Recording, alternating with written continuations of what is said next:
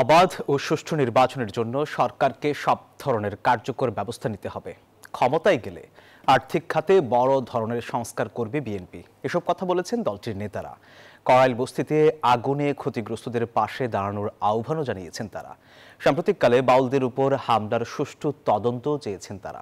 বুধবার কয়েকটি অনুষ্ঠানে এসব কথা বলেন বিএনপি নেতারা।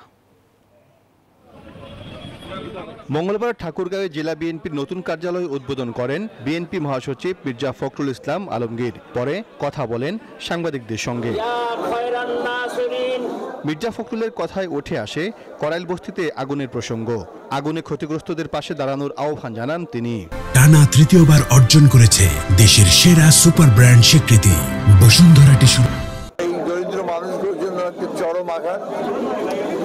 আমি সরকারের কাছে দাবি করব, সরকার যেন এদের ক্ষতিপূরণের ব্যবস্থা করেন এবং সুষ্ঠু তদন্তের মধ্য দিয়ে অগ্নিকাণ্ডের জন্য প্রকৃত ঘটনাকে বের করে যদি প্রকৃতপক্ষে কোনো ব্যক্তি দায়ী হয়ে থাকে তাহলে তাকে আইনের আওতায় নিয়ে আসার জন্য আমি দাবি।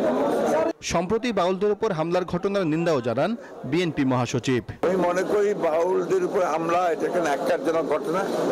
আমরা তীব্র নিন্দা জানাই। এটা ডেফিনেটলি বাংলাদেশের যে আবহমানের যে সংস্কৃতি, গ্রামীণ বাংলা সংস্কৃতি, আমাদের এই বাউল যারা তারা বাংলাদেশের অর্থনীতিতে মাঠে ঘাটে প্রান্তরে বাউল গান গেয়ে বেড়ায়, তাদের উপরে হামলাটা এটা একটা উগ্র ধর্মান্ধদের হামলা বলে আমি মনে করি। আমরা অবশ্যই এটার আপনার সুষ্ঠু তদন্ত দাবি করি এবং নিরসন দাবি করি।